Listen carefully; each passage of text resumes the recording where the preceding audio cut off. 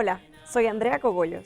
Como todos los meses, me complace estar con ustedes nuevamente y darles la bienvenida a esta 12ª entrega del Jaén Panamá, con la cual completamos un ciclo anual. En los próximos días, nuestro país celebrará 120 años de vida republicana. Y como ya es costumbre, iniciamos nuestro programa de hoy dándole la bienvenida a Monseñor José Domingo Ulloa, arzobispo metropolitano, y al rabino Gustavo Kraselnik de la Congregación Kol Sherit Israel, quienes en este primer segmento nos brindarán sus reflexiones sobre la realidad actual que vive nuestro país y los desafíos a los que se enfrenta hoy en día.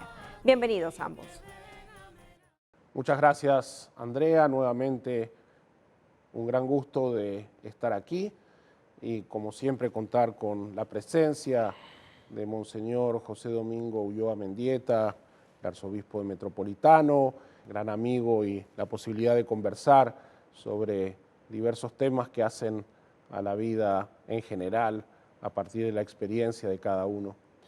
Y estamos a punto de ingresar noviembre, el mes de la patria, 120 años de vida republicana para nuestro querido Panamá, en vísperas de un año electoral con mucha efervescencia. Creo que hay buenas cosas para celebrar, pero por supuesto también siempre hay desafíos y cosas que necesitamos hacer bien de cara al futuro. Sí, gracias, Gustavo, ¿verdad? Estamos celebrando estos 120 años y creo que en medio de estas celebraciones tenemos primero que destacar tantos aspectos positivos de lo que como panameños hemos podido conseguir en la construcción. Yo quisiera en este momento también como hacer énfasis tal vez en el aporte que las diversas creencias han dado a la constitución de esta nación panameña. Yo creo que esta relación que no es inédita, pero que en Panamá tiene un gran peso, de que todas las comunidades coincidimos en sentir a esta patria como nuestra, ¿no? Lo que hemos dicho siempre, a pesar de que somos distintos, no somos distantes en los sueños que tenemos por Panamá. Creo que estas fiestas patrias nos tienen que invitar a todos los panameños a soñar en el Panamá que queremos, en el Panamá que nos merecemos y en el Panamá al que todos estamos llamados a construir. Los invito a eso, a aprovechar este mes de noviembre precisamente para fortalecer la ciudadanía. Nadie puede vivir aquí en Panamá como turista. Todos tenemos que poner el hombro para hacer realidad a ese Panamá que realmente queremos soñar, donde de todos los panameños, indistintamente de nuestras diferencias, podamos compartir las riquezas, no solo que nos ofrece el país, sino la riqueza de esa relación personal entre la diversidad de culturas y creencias que tiene este pequeño pero hermoso país.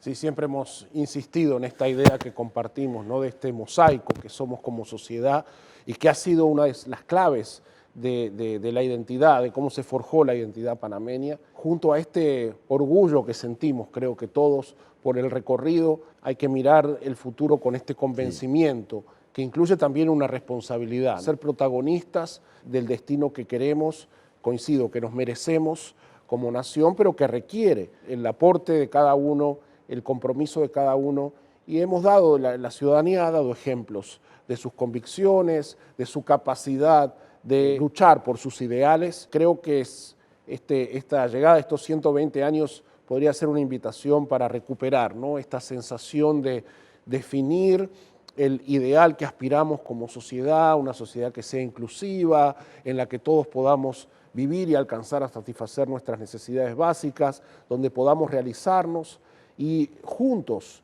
encaminados, poder avanzar en esa dirección, más allá de las diferencias en todos los ámbitos de la vida, que son normales, que enriquecen la conversación, pero a partir siempre del respeto y del cariño, ser constructores de un país y de una sociedad que refleje estas aspiraciones. Sí, y creo que no podemos dejar en manos de los otros los sueños que tenemos, ¿no? Y ahí yo creo que es la gran responsabilidad que tenemos todos los panameños de poder escrutar muy bien a los futuros candidatos, ¿no?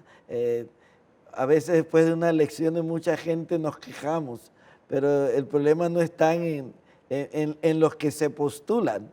El problema es en la responsabilidad que nosotros mismos lo hemos elegido.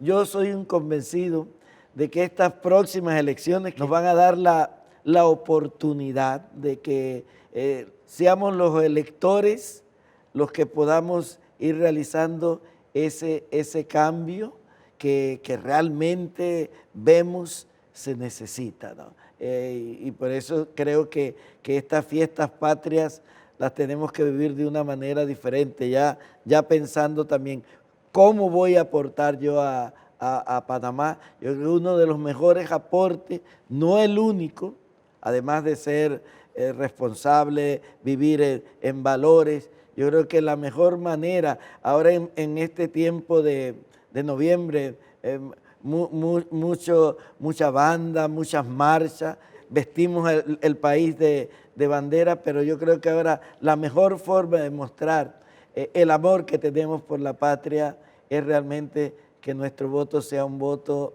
razonable y que podamos elegir al mejor de los mejores. Y por eso hay que pasar un concurso con cada uno de los candidatos. Nosotros tenemos que ver quién realmente va a trabajar por el bien común. Y para mí hay como dos aspectos en ese escrutinio. Si los candidatos se aman y si aman al pueblo. Hay un famoso dicho que la política es demasiado importante para dejarla solo en manos de los políticos. Exactamente. ¿No? Así que hay una responsabilidad de los ciudadanos que no se limita a la elección, pero sí creo que la elección, coincido, que tiene que ser criteriosa, responsable. Dijiste una expresión que para mí es fundamental y creo que es parte esencial, esta idea que es el bien común, ¿no? Sí. Creo que hemos perdido como sociedad la definición del bien común y entonces cada uno está buscando su pequeño bienestar. Exacto. No el bien común, sino su pequeño bienestar. Y una sociedad donde prevalece el juega vivo, ¿no? Que no es otra cosa que buscar el beneficio propio a costa de los demás, no es la sociedad que anhelamos y que queremos y que merecemos, ¿no? Así que quizás lo ideal sea recuperar esta noción del bien común de forma tal entonces de que nos encaminemos juntos. Ojalá encontremos un liderazgo en la dirigencia política en todos los aspectos. Exacto. Que pueda llevarnos por ese camino y cada uno desde su lugar y su responsabilidad ser un constructor de esta aspiración que tenemos como sociedad. ¿Qué mejor forma sería entonces esta de celebrar 120 años de vida republicana? Regresamos contigo, Andrea. Muchas gracias, Monseñor Ulloa y Rabino Gustavo. A continuación, tengo el placer de darle la bienvenida a Nurit Meresman Azulay, cantora de la congregación Kol Sherit Israel, quien interpretará Romemú, una composición que recoge diversos versículos extraídos de la Biblia, así como palabras y expresiones de alabanza a Dios que se repiten en la liturgia. Esta plegaria se acostumbra a cantar durante los servicios religiosos cuando el rollo de la Torá es portado por una persona quien lo pasea por la sinagoga. Escuchemos. Durante la plegaria, antes y después de la lectura de la Torá, nuestro libro sagrado, el rollo es portado por una persona quien lo pasea por la sinagoga para generar esa conexión no solo espiritual, sino también física de la congregación con la palabra de Dios.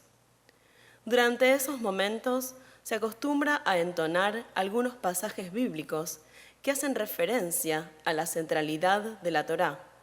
Uno de los más conocidos es el Romemú.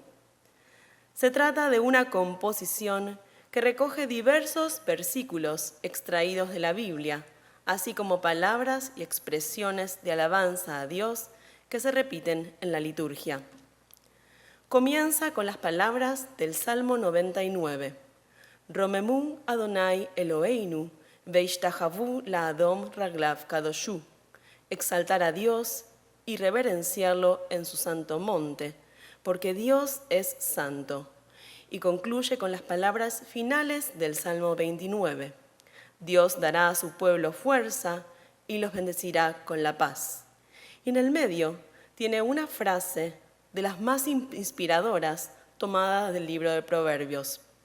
Es un árbol de vida para los que se aferran a ella, y dichoso quien se agarra de ella. Sus caminos son agradables y en todas sus sendas hay paz. Espero que la disfruten.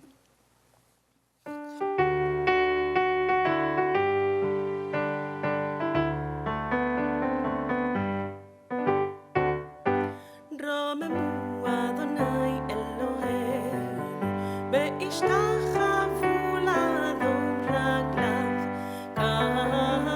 קדוש הוא. רוממו אדוני אלוהינו, והשתחוו להר קודשו, כי קדוש אדוני אלוהינו. אין קדוש כאדוני כי הם ילדיך, ואין צור כאלוהינו. כי מי אלוהי בלעדי אדוני, ומצור זולתי אלוהינו. תורה ציווה לנו משה, מורשה קהילת יעקב. עץ חיים היא למחזיקים בה, ותומכיה מאושר. דרכיה דרכי נועם, וכל נתיבותיה שלום. שלום רב לאוהבי תורתך, ואין לעמו מכשול. אדוני עוז לעמו ייתן, אדוני יברך את עמו בשלום.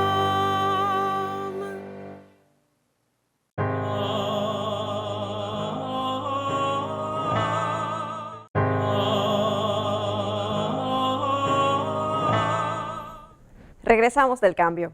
Ahora tengo el placer de darle la bienvenida a Alexandra Siniglio, quien en esta ocasión entrevista a la abogada y periodista Lina Vega Abad, quien escribió el libro Carlos Valencia, una vida con historia. En este libro, Lina Vega nos presenta a un hombre con valores firmes que desarrolló proyectos innovadores en Panamá. También narra su participación en la lucha contra la dictadura y por la democracia en nuestro país. Veamos. Gracias, Andrea, y hoy estoy con mi amiga Lina Vega Abad. Lina, te he entrevistado un montón de veces sobre temas políticos, temas de actualidad, de transparencia, pero hoy vamos a hablar de un tema que me apasiona y sé que a ti también. Lina, como muchos saben, es abogada de formación, pero periodista de corazón, ¿verdad? Y ha escrito la biografía de don Carlos Valencia, Una vida con historia. Lina, cuéntanos, ¿cómo llegaste a este proyecto? Bueno, muchísimas gracias primero por invitarme a participar en este programa tan interesante, que tengo la sensación, digamos, la misión de mantener una historia, ¿no? Una historia que no debe perderse, ¿no? Sobre una comunidad tan importante como ha sido la sefardita en Panamá. De eso se trata también la historia de don Carlos Valencia. A mí cuando Claudio, el hijo mayor de don Carlos, me hace la propuesta de hacer la biografía de don Carlos, la verdad que me entusiasmé muchísimo. No tenía experiencias de hacer algo tan profundo, pero sí había hecho algunas biografías pequeñas para otros trabajos. Y bueno, fue un honor, realmente tengo que decirte que fue un honor para mí poder adentrarme en la historia de este personaje tan singular, con tantas facetas, que contribuyó tanto en este país a su desarrollo, y que además tiene una historia vinculada a la comunidad sefardita panameña. ¿Y cómo fue hacer una historia? Porque cuando entras en el proyecto ya don Carlos había fallecido. Sí. ¿Cómo es lo que hace mucho más difícil el trabajo, ¿no? Cuéntanos un poco de esa experiencia. Bueno, justamente por su repentino fallecimiento debido a una dura enfermedad en el 2018, su familia decidió que lo que él había hecho debía conocerse, porque se sabía que era un empresario exitoso, que había creado con una gran creatividad, que había dejado huellas importantes en diferentes sectores de la economía panameña, pero no se sabía tanto de su participación en la vida pública, más allá de las cruzadas civilistas, que como ustedes saben tuvo un papel destacadísimo. Como miembro presidente del Sindicato de Industriales de Panamá en ese momento, en el 1988, cuando estábamos peleando por la democracia en este país, don Carlos era presidente del sindicato de industriales y como presidente de ese gremio empresarial le tocó estar en la primera fila de la lucha contra la dictadura en la cruzada civilista. Tuvo un papel destacadísimo allí que demostró su amor a Panamá para comenzar por un tema, pero además su capacidad de sacrificio en muchos sectores, ¿no? Su liderazgo y su actuación tuvieron una consecuencia negativa para sus empresas, para sus negocios. Sin embargo, él estuvo dispuesto a sacrificar eso por el país. Como te decía, se conocía su labor empresarial, pero no tanto lo que había hecho por el país, y no solamente en el momento de la cruzada, sino antes, que para mí fue un descubrimiento también. Pero en el libro no solo hablas de esa trayectoria pública, sino también de su vida privada, y hablas también de su judaísmo, algo de lo que tal vez él muy poco hablaba. Sí, porque fue digamos, una trayectoria que comenzó tarde en su vida. Cuando sus padres los dos nacen en Curazao y vienen a Panamá a hacer su vida. El padre sí de una tradición de los Valencia en Panamá ya desde su abuelo, que llegó aquí justamente arropado por la comunidad sefardita de lo que son los antecedentes de la colchería en Panamá. Así que la tradición era esta, pero acaba de pasar la Segunda Guerra Mundial, antes del fin porque nace en el 78. Sus padres sabían las consecuencias negativas que podía sufrir su hijo presentándose como judío o haciendo una vida como judío, o por lo menos lo temían que eso pudiera pasarle. Así que él crece alejadísimo de la vida religiosa judía, de la comunidad sefardita. Ni sus padres ni él participan a lo largo de su infancia y de su adolescencia en ese mundo. Y él crece alejado de esas tradiciones. Estudia en una escuela católica, primero La Salle y luego la Javier, así que como digo, no tenía esas raíces culturales que pudo haber tenido en su casa como hijos de sefarditas. Es cuando se va a estudiar a Estados Unidos, universidad, y por esos azares del destino se enamora y se casa con una judía, no sefardita, era eskenazi, pero vuelve se reencuentra con su realidad. Digamos, la historia lo hace, las azares de la vida lo hace volver a reencontrarse con un mundo judío. Pero todavía eso no lo hace acercarse. Tenían demasiadas ganas de aportar al país y lo hizo antes de la dictadura. Llegó a trabajar en la Presidencia de la República como director de planificación, director de presupuesto. Hizo un trabajo maravilloso que lastimosamente se frustró porque él entró en el 66 y sale en el 71 porque ya no podía seguir trabajando frente al desmadre financiero que estaba llevando a cabo la dictadura militar. Así que ahí Panamá perdió un hombre que estaba dispuesto a poner sus conocimientos y su técnica para beneficio del país. Se fue a la empresa privada. Y háblame un poco de lo que es el trabajo, porque una parte importante evidentemente fue la investigación, porque me lo cuentas como si tú lo hubieras vivido, ¿no? Pero luego llevar todo eso a un libro, mucha gente no se imagina el trabajo que hay detrás de escribir un libro y poner esa historia que resulta interesante para el lector, ¿no? ¿Cuánto tiempo te dedicó? ¿Cómo te organizaste? Sé que trabajaste mucho en pandemia también.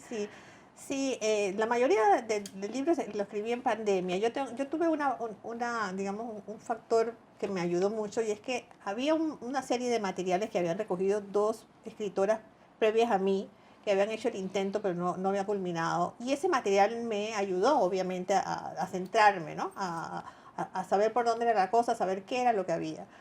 Pero era un material incompleto, así que yo tuve que realmente volver a entrevistar a las personas, todo esto por Zoom, porque estábamos en la pandemia, y además tirar el hilo, ¿no? Una cosa me llevaba a la otra, yo descubrí montones de cosas interesantísimas, como te dije, todo este tema del regreso de don Carlos a sus raíces judías fue maravilloso para mí, porque entender qué había pasado en esa diáspora de los judíos que tuvieron que salir de España.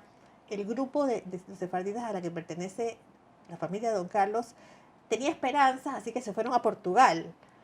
No se fueron al Imperio Otomano como otro montón de sefarditas. Se quedaron allí cerca pensando que esto iba a pasar, que era temporal. Que era temporal, pero al final no fue así. Tuvieron que emigrar a Países Bajos, a Holanda. Y de allí a Curazao y de Curazao a Panamá. Esa es la historia de Colcherit también, ¿sabes? ¿No? Sí. De la mayoría de las familias fundadoras Así hicieron es. ese recorrido. Así es, y es muy interesante. Entonces, conocer cómo fue la vida de ellos en Curazao, a qué se dedicaban, cómo fueron perseguidos, inclusive mucho antes de toda la historia del holocausto de nazi. Ya sufrieron persecuciones en lugares donde trabajaban con éxito, como en ciudades venezolanas, la costa venezolana.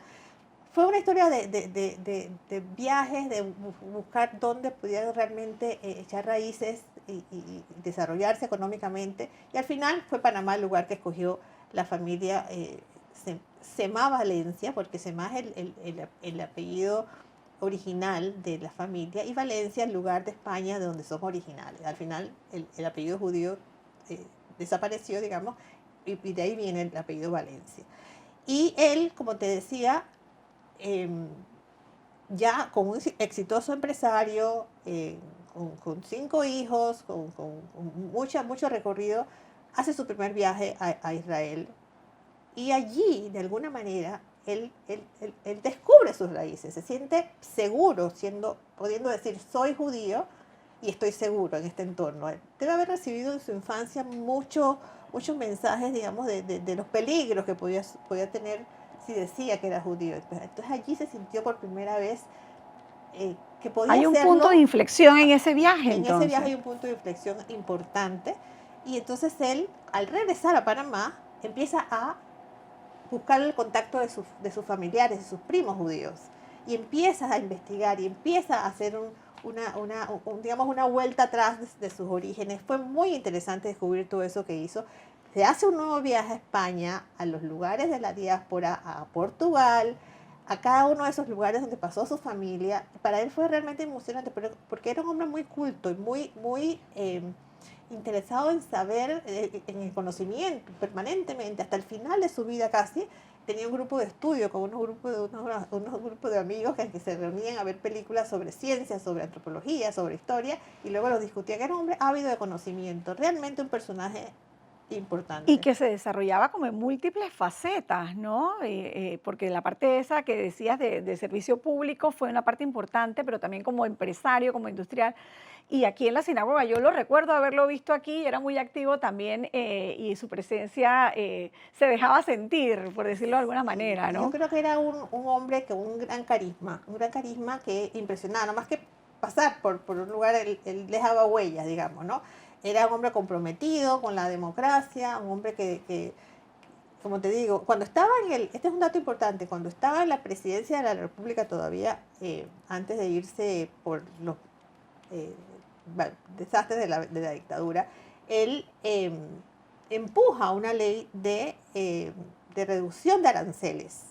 En un momento en que la gente los industriales panameños estaban todos protegidos y desarrollaban sus actividades con protecciones económicas. Bueno, él impulsó esta ley a pesar de que le afectaba su bolsillo. Porque sabía que era bueno para Panamá. Obviamente, él sale de allí y esa ley la tumba, ¿no? Porque este es un país donde los intereses suelen imponerse, ¿no? Por encima del bien común, lastimosamente. Lina, en momentos en donde sentimos que a veces nos hace falta figuras que sirvan de inspiración o de modelo para las nuevas generaciones, tú nos regalas la historia de Carlos Valencia, Una vida con historia. Una conclusión para los televidentes y que los invites también a leer el libro. Yo sé que ya no quedan muchos ejemplares, pero que vienen cambiando una segunda edición, pero esa invitación para cerrar la entrevista. Sí, Carlos Valencia realmente es un hombre cuya vida debe conocerse y es un modelo que podría representar, digamos, el camino que tenemos por delante como sociedad. Es un hombre que fue un exitoso empresario, pero decidió dedicarle parte de su tiempo a la cosa pública, al beneficio de los ciudadanos, a la universidad. Fue por un tiempo profesor, de ahí también se tuvo que ir por las intolerancias de las ideologías, pero él estaba ávido de poner al servicio del país sus conocimientos. Estuvo en la dirección en la junta directiva de la autoridad de la región interoceánica con una visión de hacer de esa institución algo parecido a la autoridad del canal para que los bienes revertidos, que eran tantos que íbamos a recibir, fueran utilizados de manera correcta. Tuvo que irse por los malos manejos que se impusieron en un momento dado. Es decir, Panamá perdió la oportunidad de tener a un hombre como Carlos Valencia una y otra vez en situaciones de la cosa pública, pero él nunca se rindió. Al final también participó, apoyó a la Ciudad del Saber en el proyecto. Es decir, es un modelo que deberíamos conocer más y saber que es posible. No es posible ser exitoso en la vida empresarial y al mismo tiempo dedicarle al país algo de nuestro esfuerzo para eso. Él inclusive le regala les deja a sus nietos la dedicatoria del libro que escribió sobre la cruzada civilista. Les dice eso: les pido que cuando ustedes hayan logrado seguridad para ustedes y su familia, le dediquen tiempo al país que los necesita. Y ese es el mensaje que me gustaría terminar. Excelente, Lina. Gracias de verdad por regalarnos esta entrevista y por regalarnos la historia de Carlos Valencia, que queda allí para las futuras generaciones. Una vida con historia, la vida de Carlos Valencia.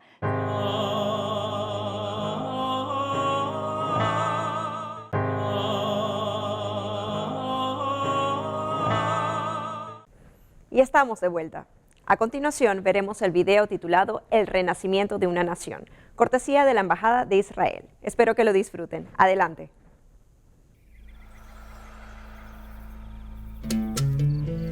Esta es la historia del pueblo judío en su tierra. Comenzamos en los últimos días del reino de Judea independiente. Durante más de 1000 años, el pueblo judío vivió en la tierra de Israel, bajo el liderazgo de sus propios reyes. El rey David convirtió a Jerusalén en su capital hace 3000 años y su hijo Salomón construyó allí el gran templo. 3 veces al año, judíos de todas partes del país peregrinaban al gran templo de Jerusalén. Con el surgimiento del Imperio Romano, los judíos cayeron bajo el dominio opresivo de los romanos. Algunos de ellos estaban decididos a recuperar su independencia y se rebelaron contra la dominación romana. Después de asediar Jerusalén, durante 6 largos meses, el general romano Tito destruyó el gran templo, masacró a los ciudadanos e incendió la ciudad totalmente. Solo quedaba un armazón vacío de muros exteriores, un triste recordatorio del glorioso gran templo. Los combatientes derrotados fueron llevados a Roma para una marcha triunfal. En las generaciones posteriores a la destrucción, los sabios judíos sentaron las bases de uno de los periodos más gloriosos de la historia del judaísmo. Los sistemas sociales, legales y educativos que desarrollaron permitieron a las comunidades judías sobrevivir donde quiera que estuvieran. En cada sociedad en la que vivían, los judíos desempeñaban un papel importante, contribuyendo a la ciencia, la cultura y la economía. A menudo, fueron perseguidos o expulsados por su religión. Y a veces, obligados a practicar su judaísmo en secreto.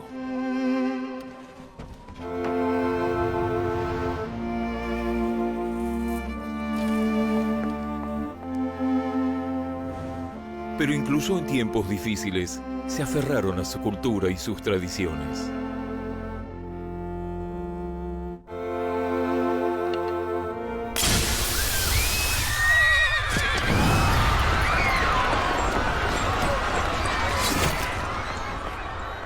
Un nuevo viento comenzó a soplar en las comunidades judías de la diáspora, y más judíos se negaron a aceptar el exilio como su destino.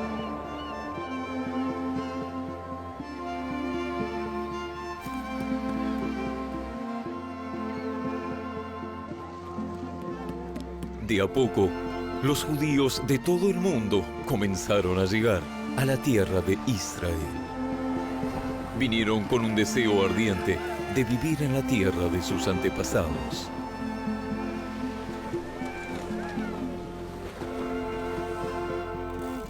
Los cambios que tuvieron lugar en la arena internacional a raíz de la Revolución Industrial, impulsaron la corriente de judíos que regresaban a su tierra natal. Se unieron a sus hermanos que nunca se habían ido, trabajando juntos para reconstruir la tierra.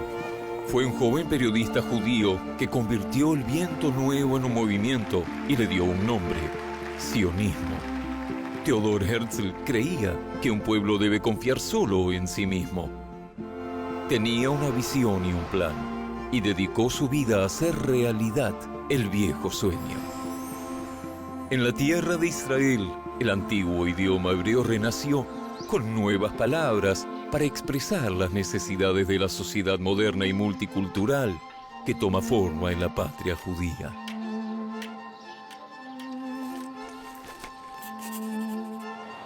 En 1917, las naciones del mundo, lideradas por Gran Bretaña, reconocieron el derecho del pueblo judío a establecer un hogar nacional en la tierra de Israel.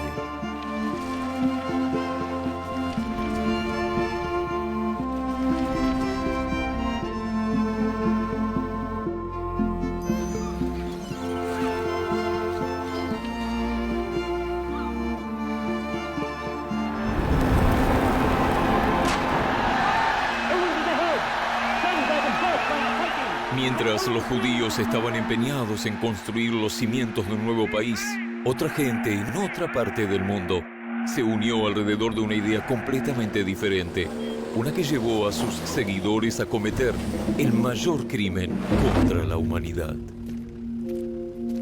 Los nazis comenzaron con la revocación de los derechos civiles, continuaron con la persecución y los disturbios, y finalmente llevaron a cabo la aniquilación sistemática de 6 millones de judíos con una brutalidad que el mundo moderno nunca había visto o imaginado.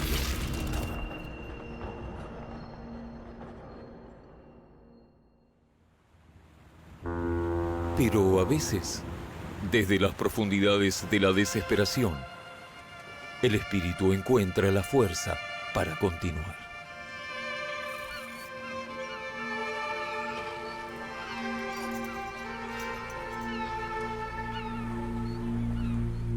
Los nazis asesinaron a 1/3 del pueblo judío, pero no pudieron matar su espíritu.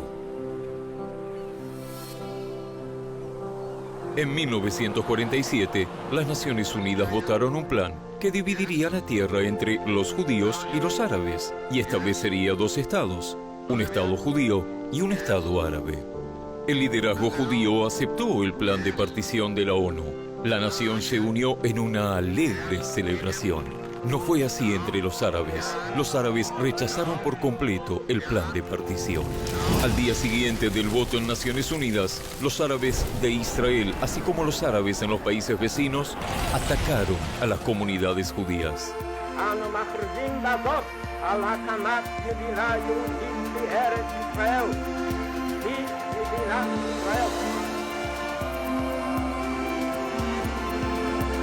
Las celebraciones de los israelíes fueron interrumpidas mientras se preparaban para la primera guerra de supervivencia del Estado recién nacido contra los ataques combinados de 6 ejércitos árabes. Sinagogas fueron destruidas, muchos de los residentes judíos fueron asesinados, heridos o llevados cautivos. Los judíos en el resto de Jerusalén estaban bajo asedio. Los convoys con armamento improvisado que intentaron romper el sitio fueron emboscados. La guerra terminó en victoria para el Estado de Israel, pero Judea, Samaria y la ciudad vieja de Jerusalén quedaron bajo ocupación jordana.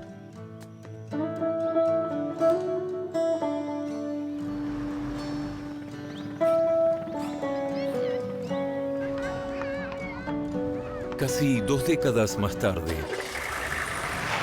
Israel estaba nuevamente en peligro, ya que los estados árabes se unieron y una vez más amenazaron con destruir el Estado de Israel.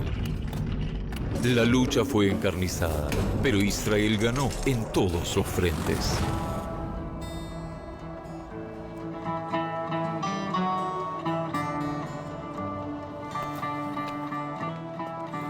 La victoria más dulce de todas fue la liberación del sagrado monte del templo y el muro occidental. Jerusalén fue reunificada. Por primera vez en la historia de la ciudad, la libertad de religión y de culto estaba garantizada en todos los sitios sagrados del judaísmo, el cristianismo y el islam. La calma no duró mucho. La paz del día más sagrado en el calendario judío fue truncada por las sirenas de la guerra. Mientras las plegarias por la divina misericordia golpeaban las puertas del cielo, los ejércitos árabes golpeaban las puertas del pequeño Israel. Los soldados de la reserva de Israel se unieron para luchar contra el enemigo. No depondrían sus armas hasta que el país estuviera a salvo, una vez más. La guerra requiere coraje, pero se requiere un coraje aún mayor para hacer la paz. El histórico acuerdo de paz entre Israel y Egipto sentó las bases de la paz que se esperaba con todos los vecinos de Israel. La misma estuvo más cerca con la firma del acuerdo de paz entre Israel y Jordania. Esa misma esperanza inspira los esfuerzos de Israel para lograr la paz con los palestinos y hacer realidad el sueño de vivir en paz, Shalom, con todos sus vecinos. Los judíos han regresado a su tierra natal. Concretando las esperanzas de 100 generaciones, los israelíes han superado enormes obstáculos para crear una sociedad abierta, alegre y plural, una cultura vibrante y una economía innovadora. La historia que comenzó en la tierra de Israel y luego se extendió a los confines del mundo ha cerrado el círculo. El próximo capítulo ya está siendo escrito.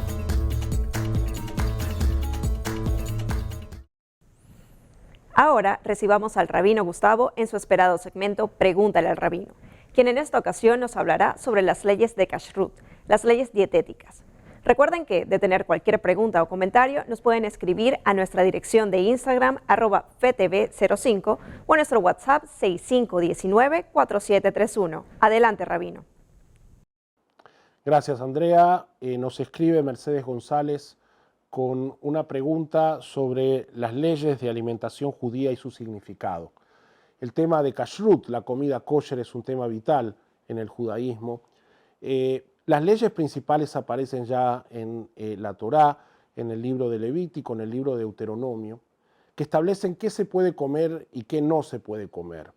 De los animales mamíferos terrestres, aquellos que son rumiantes y tienen la pezuña partida, de las aves, principalmente las domésticas, de lo que hay en el mar, solo lo que tiene escamas y aletas, es decir, nada de mariscos, y los insectos, salvo una variedad muy particular que se menciona, están prohibidos. La Torá también prohíbe comer sangre y una parte viva de un animal o un animal que murió de muerte natural. Por eso ya en el Talmud los sabios establecen la costumbre de la shejitá, la matanza ritual para los mamíferos y las aves, es decir, para que sean kosher, tuvieron que haber sido matados y revisados por un matarife ritual que conoce las normas. No se puede mezclar carne con leche, eso se basa en el versículo bíblico de no cocinarás al cabrito en la leche de su madre, así que ningún producto cárneo puede ser consumido junto con ningún producto lácteo y sus derivados. Hay que dejar pasar un espacio de tiempo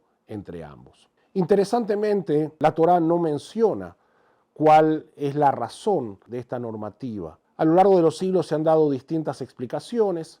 Algunos sugieren que podría ser algo relacionado con la salud, cosa que claramente no es la razón fundamental. Otros sugieren que podía tener que ver con elementos sociales, es decir, al tener unas normas tan restrictivas para alimentarse, uno no podía compartir el momento de la comida con alguien que fuera de otro pueblo, sino que estaba obligado a estar siempre con su gente. Y hay otra explicación que a mí me parece mucho más relevante para nosotros hoy en día, que tiene que ver con el concepto de santidad, es decir, saber que un acto tan básico, tan cotidiano de la vida, casi algo que hacemos por necesidad, como parte de nuestro funcionamiento, lo podemos convertir en una experiencia religiosa. Bendecimos los alimentos antes de comer, reconocemos que provienen de Dios, nos preguntamos si podemos comer este alimento y cuál es nuestra responsabilidad con los animales, cuál es nuestra responsabilidad con el entorno. Y entonces a eso habría que sumarle un elemento que hoy es fundamental. La norma que rige la alimentación judía, el kashrut, es parte de la identidad de nuestro pueblo. Ha sido la forma en que nuestros antepasados han comido durante siglos, y para nosotros también es una forma de manifestar nuestra identidad y nuestra conexión con lo divino en algo tan básico y tan de todos los días como es el acto de comer.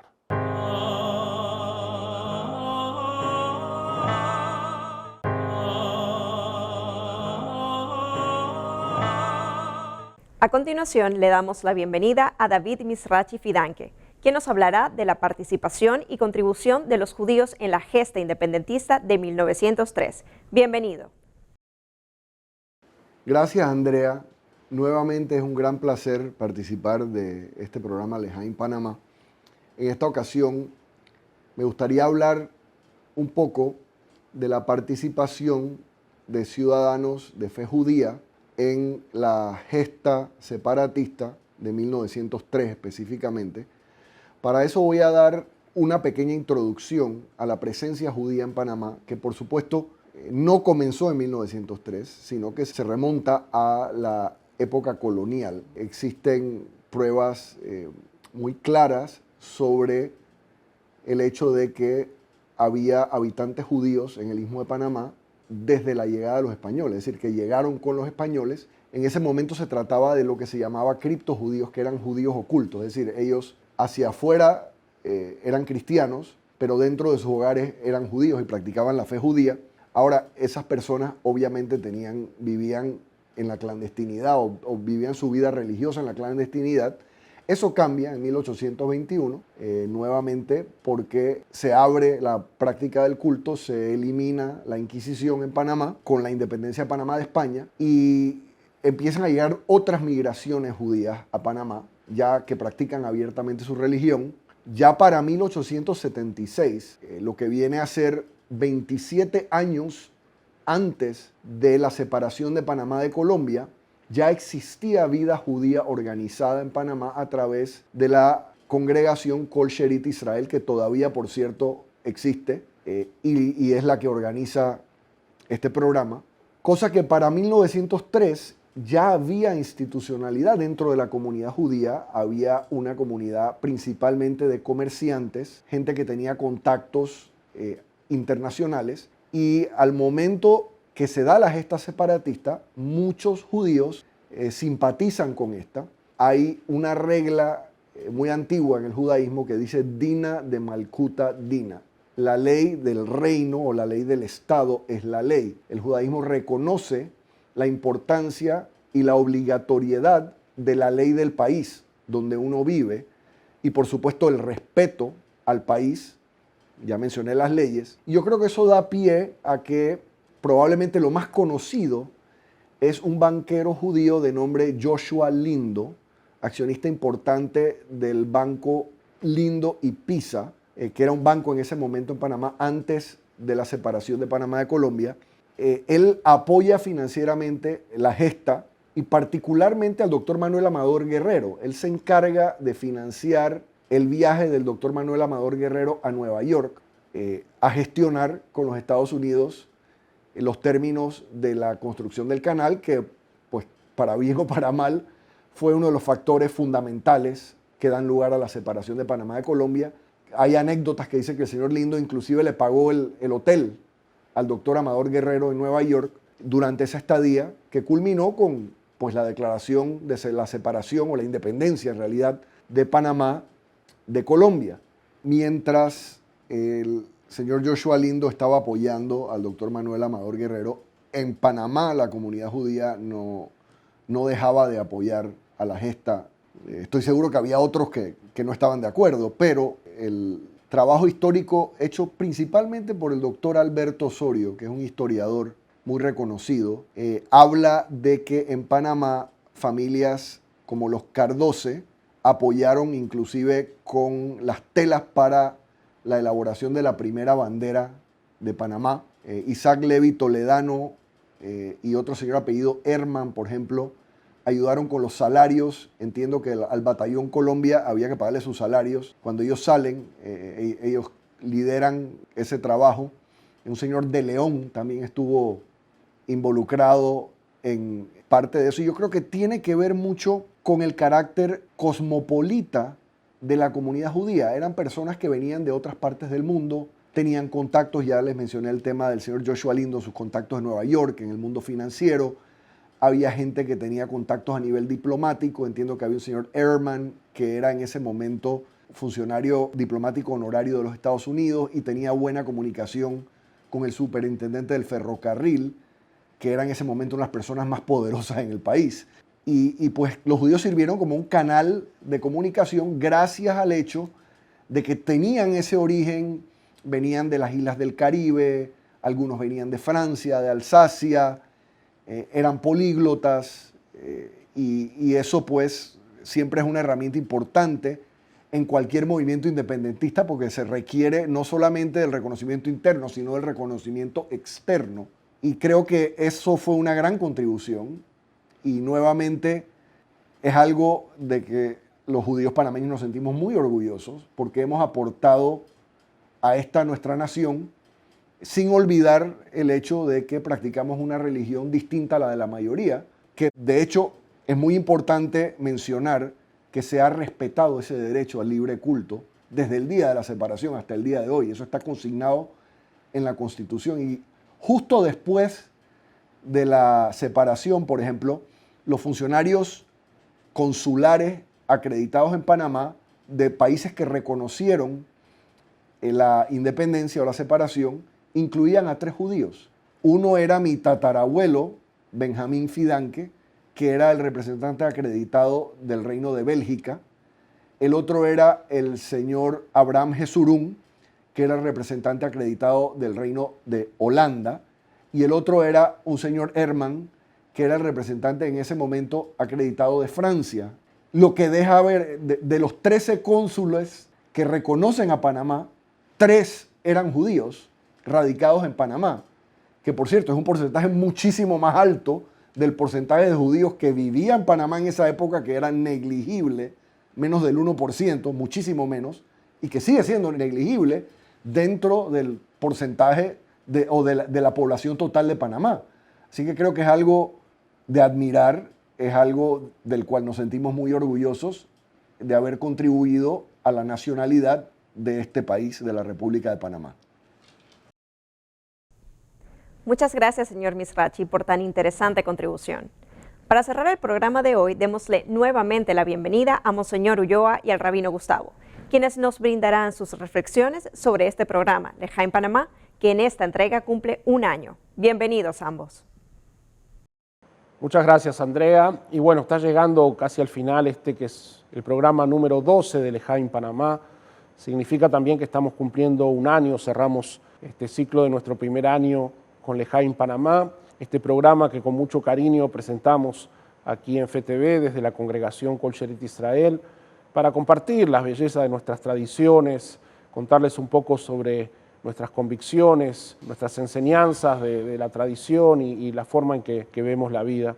Y sin duda uno de los aspectos más relevantes han sido estas conversaciones que hemos tenido aquí con Monseñor Ulloa, que destacan semejanzas, diferencias, pero siempre este espíritu de respeto y de afecto, convencidos que cada uno de su propia identidad es un factor significativo en la construcción de una sociedad en la que todos aspiramos a vivir mejor. Así que muy agradecidos con esta oportunidad que nos han dado desde el Arzobispado, desde FTV, para tener este programa. En la parte anterior de la conversación, Monseñor Ulloa hablaba de lo inédito, y esto es verdaderamente inédito, ¿no? Que tengamos un programa de la tradición judía en un canal católico, pero es testimonio de lo que es Panamá en general y de esta relación de respeto y afecto que hemos construido a lo largo de los años. Yo quiero unirme de verdad a la acción de gracias por esta oportunidad que hemos podido tener de conversar entre amigos, lo que nos une en nuestras diversas tradiciones de fe y también lo que es diferente. Pero yo creo que al final la esencia de este programa es eso, es el decir que hay puntos muy comunes que tenemos que seguir fortaleciendo, y por eso quiero unirme y dar gracias a Dios y también poder manifestar. Yo creo que las cosas buenas también hay que denunciarlas.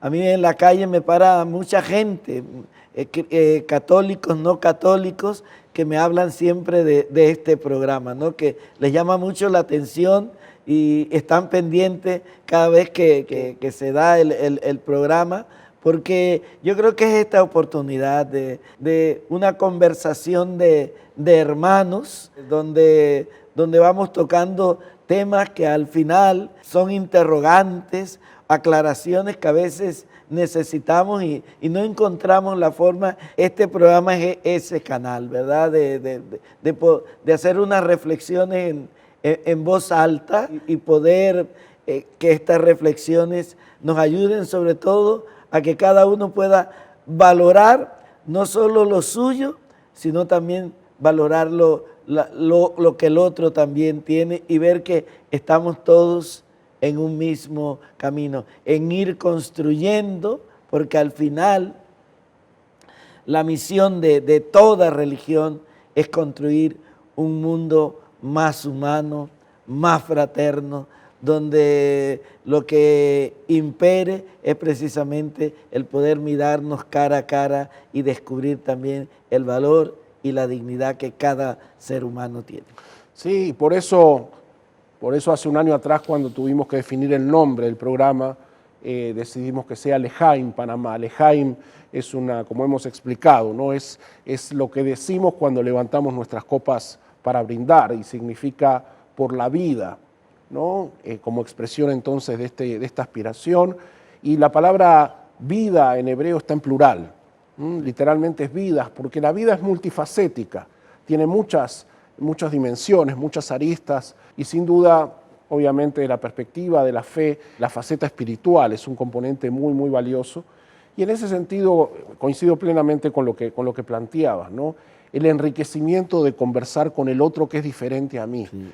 Eso no solamente me nutre de conocer al otro y respetarlo, me hace ser mejor a mí en mi propia experiencia de fe, ¿no? Es como un espejo, es ayudar a mirar los ojos de otra persona, me permite verme a mí, que muchas veces no tenemos esa oportunidad.